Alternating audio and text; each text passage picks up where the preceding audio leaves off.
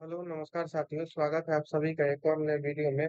आज के हम लोग इस वीडियो में रेलवे वस्तुनिष्ठ सामान्य अध्ययन जो कि चैप्टर वाइज बुक है रुक्मिणी का, उससे हम लोग ऑब्जेक्टिव क्वेश्चन करेंगे। पहला ऑब्जेक्टिव क्वेश्चन हम स्टार्ट करेंगे वो इतिहास से। पहला टॉपिक रहेगा हमारा प्राग ऐतिहासिक काल और दूसरा रहेगा सिंधु घाटी की सभ्यता। ये दो टॉपिक को हम लोग इस वीडियो में कवर करने वाले हैं। तो चलिए आइए शुरू करते हैं।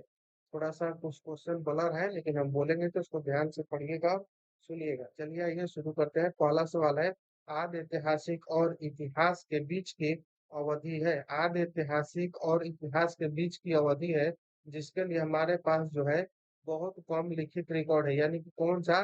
तो इसका सही उत्तर होगा ऑप्शन नंबर सी, यानी कि प्राग ऐतिहासिक।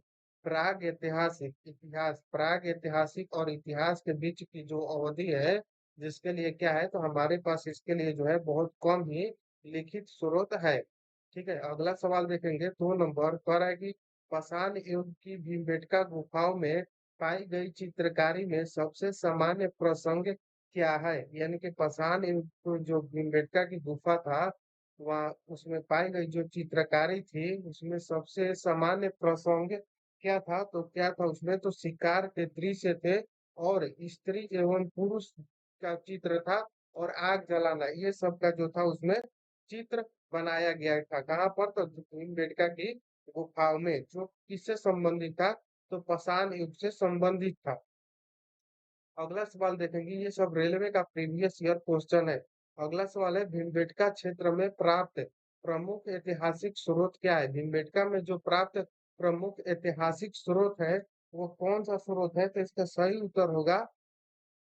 उत्तर होगा चट्टान के अश्राय एवं चित्रकारियां। चट्टान के अश्राय एवं चित्रकारियां जो है वो भीमबेटका क्षेत्र में प्रमाण प्राप्त जो है प्रमुख ऐतिहासिक स्रोत है।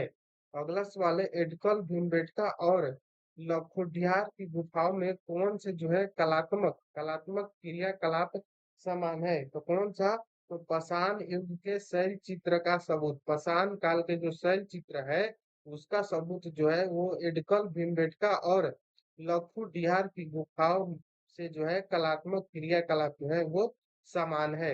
अगला सवाल देखेंगे, कह रहा है कि किस अवधि में जो है पत्थर काला ज्यामिति रूपरेखा जैसे त्रिकोण, वृत्त, समचतुर्भुज, सूर्य और फूल से संबंधित है। तो इसका सही उत्तर होगा ऑप्शन नंबर बी, यानी कि महापाषाण काल की जो महापाषाण काल की समाप्ति और लौह युग की शुरुआत जो है वो किससे है, तो ज्यामितीय रूपरेखा जैसे त्रिकोण, वृत्त, समचतुर्भुज, सूर्य और फूल से संबंधित है।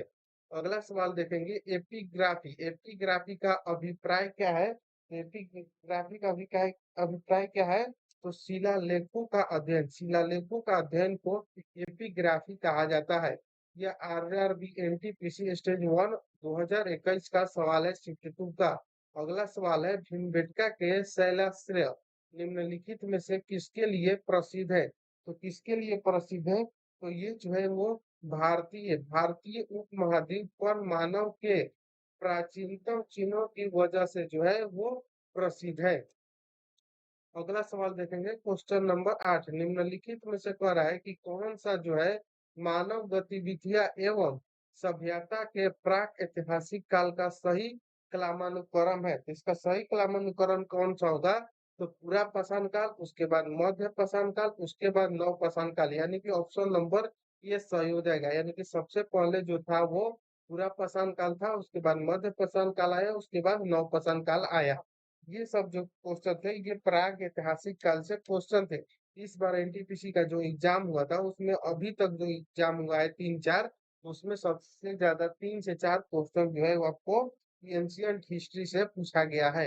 अगला सवाल जो हम करेंगे वो दूसरा टॉपिक है, सिंधु घाटी की सभ्यता। सिंधु घाटी की सभ्यता से पहला सवाल है, सबसे पहले पहिए किससे बने थे। तो सबसे पहले जो पहिया बनाया गया था वो किससे बनाया गया था, तो लकड़ी से बनाया गया था। किससे, तो लकड़ी से। ये भी एनटीपीसी का ही सवाल है। अगला सवाल कर रहा है कि सिंधु घाटी सभ्यता की सबसे महत्वपूर्ण विशेषता क्या थी। तो सिंधु घाटी की सभ्यता की सबसे महत्वपूर्ण विशेषता क्या थी, तो ईंट के बने भवन जो थे वो सिंधु घाटी की सभ्यता की सबसे महत्वपूर्ण विशेषता था। अगला सवाल है, हड़प्पा के लोग जो है निम्नलिखित भगवान में से किसकी पूजा नहीं करते थे? तो हड़प्पा के जो लोग थे वो विष्णु भगवान की पूजा नहीं करते थे, और शिव, कबूतर और स्वास्तिक चिन्ह ये सब जो था वो हड़प्पा से संबंधित था और इन लोगों की पूजा की जाती थी। अगला सवाल है, धौलावीरा। धौलावीरा जो है एक क्या है? तो एक पुरातात्विक स्थान जो है किस समयावधि से जुड़ा हुआ है? तो ये कौन सा समयावधि से जुड़ा हुआ है? तो ये सिंधु घाटी सभ्यता के जो समय अवधि था उससे जुड़ा हुआ है। अगला सवाल है, सिंधु घाटी सभ्यता के लोग जो थे वो पूजा करते थे, किसकी पूजा करते थे? तो वो लोग जो थे वो पशुपति की पूजा करते थे।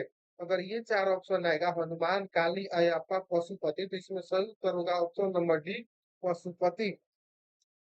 अगला क्वेश्चन देखेंगे, भारत में अंग्रेजों द्वारा निर्मित पहला किला कौन सा था? यानी कि भारत में जो है अंग्रेजों द्वारा निर्मित पहला किला कौन सा था? तो फोर्ट सेंट जॉर्ज जो था वो भारत में अंग्रेजों द्वारा बनाया गया पहला किला था। अगला सवाल है 15 नंबर, कह रहा है कि का विकास 3000 BC से मालवा के दक्षिण की ओर एवं उत्तर की ओर गंगा घाटी के पूरे तलहटी क्षेत्र में हुआ। यानी किसका विकास था? तो ये जो था वो किसका था? तो सिंधु घाटी सभ्यता का जो विकास है वो 3000 BC से, बीसी मतलब ईसा पूर्व के जन्म से पहले, बिफोर क्राइस्ट से मालवा के दक्षिण की जो है और एवं उत्तर की ओर गंगा घाटी के पूरे तलहटी क्षेत्र में हुआ। अगला सवाल देखेंगे 16 नंबर, कह रहा है कि नाम ग्रीक भाषा में आया है जिसका अर्थ है सिंधु नदी के पार का क्षेत्र, यानी कि नाम ग्रीक जो है वो आया हुआ है जिसका अर्थ है सिंधु नदी के पार।